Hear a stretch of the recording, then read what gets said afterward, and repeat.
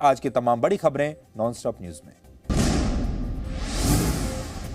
वित्त मंत्री निर्मला सीतारमण ने आज संसद में 2022-23 के लिए केंद्रीय बजट पेश किया। 90 मिनट के अपने अब तक के सबसे छोटे बजट भाषण में वित्त मंत्री निर्मला सीतारमण ने कई बड़े ऐलान किए। लगातार 7वें बजट में इनकम टैक्स स्लैब में कोई बदलाव नहीं हुआ है। हालांकि 2 साल पुराने टैक्स रिटर्न को अपडेट करने की सुविधा दी गई है। साथ ही दिव्यांग के माता पिता को टैक्स में छूट मिलेगी। कर्मचारियों की पेंशन में टैक्स पर छूट होगी। अब एनपीएस में योगदान 14% तक हो सकेगा। साथ ही 2022-23 में चिप लगे ई पासपोर्ट शुरू करने, 5G की इसी साल लॉन्चिंग, डिजिटल यूनिवर्सिटी शुरू करने और 60 लाख नई नौकरियों का वादा भी बजट में किया गया है। निर्मला सीतारमण ने LIC की IPO के जल्द आने की उम्मीद जताई है। I am proposing a new provision permitting taxpayers to file an updated return on payment of additional tax.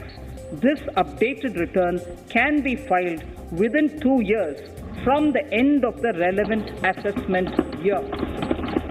प्रधानमंत्री नरेंद्र मोदी ने इसे युवाओं का भविष्य उज्जवल करने वाला और गरीबों का कल्याण करने वाला बजट बताया। ये बजट विकास का नया विश्वास लेकर आया है। इस बजट का एक महत्वपूर्ण पहलू है गरीब का कल्याण। वर्चुअल करेंसी को लेकर सरकार ने केंद्रीय बजट में बड़ा ऐलान किया है। क्रिप्टो करेंसी से होने वाली कमाई पर अब 30% टैक्स लगेगा। वहीं इन डिजिटल एसेट को ट्रांसफर करने पर 1% TDS भी लगेगा। वर्चुअल करेंसी अगर उपहार के तौर पर किसी को दी जाती है तो गिफ्ट लेने वाले को टैक्स देना होगा। वहीं ब्लॉकचेन तकनीक का इस्तेमाल करके रिजर्व बैंक ऑफ इंडिया इसी साल देश की अपनी डिजिटल करेंसी लॉन्च करेगा। बजट पेश करने के बाद क्रिप्टो करेंसी को लेकर पूछे गए सवाल पर वित्त मंत्री निर्मला सीतारमण ने कहा कि सरकार सिर्फ RBI की तरफ से जारी होने वाली डिजिटल करेंसी को ही मान्यता देगी। What Reserve Bank issues is the digital currency. Everything that prevails outside of it in the name of digital whatever are assets being created by individuals. And in transacting that asset, if there are profits being made, we are taxing that profit at 30%. Congress ने सरकार को घेरते हुए सवाल किया कि क्या अब देश में क्रिप्टो करेंसी लीगल है?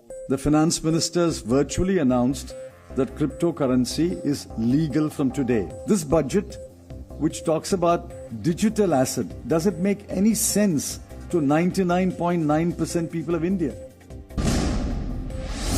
वित्तीय वर्ष 2022-2023 के लिए पेश किए गए केंद्रीय बजट में सरकार ने देश को इलेक्ट्रॉनिक्स के क्षेत्र में आत्मनिर्भर बनाने पर जोर दिया है। कुछ प्रोडक्ट्स पर सरकार ने इंपोर्ट ड्यूटी घटाई है, जिससे उनकी कीमतें कम हुई हैं। इनमें कपड़ा, चमड़े का सामान, mobile phone, charger, smart watch, रत्न पत्थर और हीरा, स्टील के बर्तन, पेट्रोलियम केमिकल और मेथनॉल शामिल है।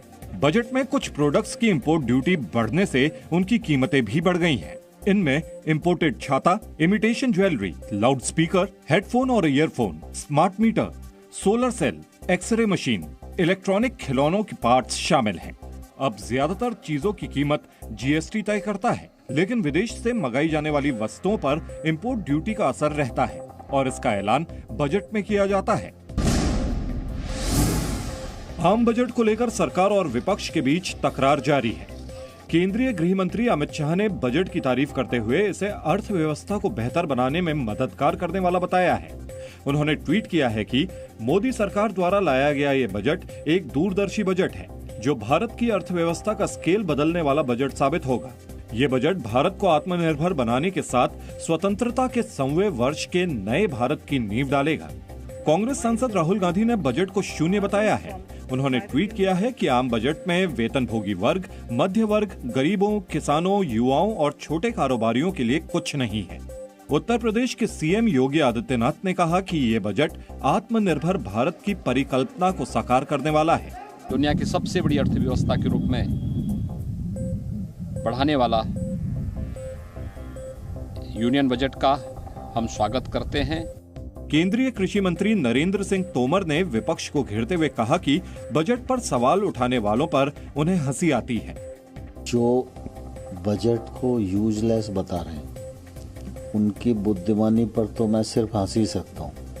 इसके अलावा कोई टिप्पणी करने की आवश्यकता मैं नहीं समझता हूँ।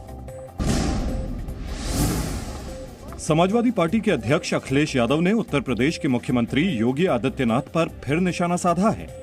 अखिलेश ने एक ट्वीट में लिखा है कि बाबा सरकार में महामाफिया राज है और इस सरकार के कार्यकाल में कई ऐसी जघन्य घटनाएं हुई जिसे जनता भूल नहीं सकती। वहीं योगी आदित्यनाथ ने पलटवार करते हुए कहा कि दंगाइयों और माफियाओं के खिलाफ कार्रवाई करने में इन्हें दिक्कत होती है। जब संकट था तभी दो लड़कों की जोड़ी गायब थी। एक लखनऊ से जाटों को पिटवा रहा था तो व्यक्ति उन दंगाइयों को अपने मुख्यमंत्री आवास पे बुलाकर के सम्मानित करता था। राष्ट्रीय लोकदल के अध्यक्ष जयंत चौधरी ने भी योगी आदित्यनाथ के खिलाफ हमला बोलते हुए कहा कि समाजवादी राष्ट्रीय लोकदल के गठबंधन से वो बौखला गए हैं।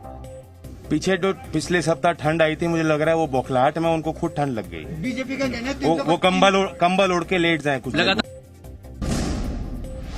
उत्तर प्रदेश के मुख्यमंत्री योगी आदित्यनाथ 4 फरवरी को गोरखपुर सदर सीट से अपना नामांकन करेंगे। 3 मार्च को छठे चरण में गोरखपुर में मतदान होगा। योगी आदित्यनाथ पहली बार विधानसभा का चुनाव लड़ रहे हैं। उत्तर प्रदेश के उप मुख्यमंत्री केशव प्रसाद मौर्य भी 3 फरवरी को कौशाम्बी की सिराथू सीट से नामांकन भरेंगे। इस बीच बीजेपी ने दावा किया है कि सारा विपक्ष मिलकर भी तिहाई के आंकड़े को नहीं छू पाएगा। सपा, बसपा, माकपा, बाकपा, कांग्रेस, MIM जोड़ दीजिएगा, 3 अंकों का योग ये पार नहीं करेंगे। पिछले प्राप्त सीटों से कम सीटें आएंगी। बीजेपी पिछली सीटों की जो प्राप्त किया था उसका रिकॉर्ड तोड़ेगी। बुधवार को मुख्यमंत्री योगी आदित्यनाथ बुलंदशहर और मथुरा में चुनाव प्रचार करेंगे। वहीं बहुजन समाज पार्टी की अध्यक्ष मायावती पहली चुनावी रैली को संबोधित करेंगी। मायावती बुधवार को आगरा में रैली करेंगी। अखिलेश यादव और जयंत चौधरी का भी कल पश्चिमी यूपी में चुनावी दौरा है। नोएडा के सेक्टर 50 में एक पूर्व IPS अधिकारी के घर पर आयकर विभाग ने रेड की। आयकर विभाग की छापेमारी में घर के बेसमेंट में लॉकर से करोड़ों रुपए कैश बरामद हुए हैं। घर में आयकर विभाग की टीम को 600 से ज्यादा लॉकर्स मिले हैं। ये प्राइवेट लॉकर्स लोगों को किराए पर दिए जाते थे। इनमें से 3 लॉकर्स बेनामी निकले हैं, जिनमें से 3 करोड़ से ज्यादा कैश रकम मिली है। ये बंगला पूर्व IPS अधिकारी राम नारायण सिंह का है। Presenting B News app, available on Google Play and App Store. Download it now.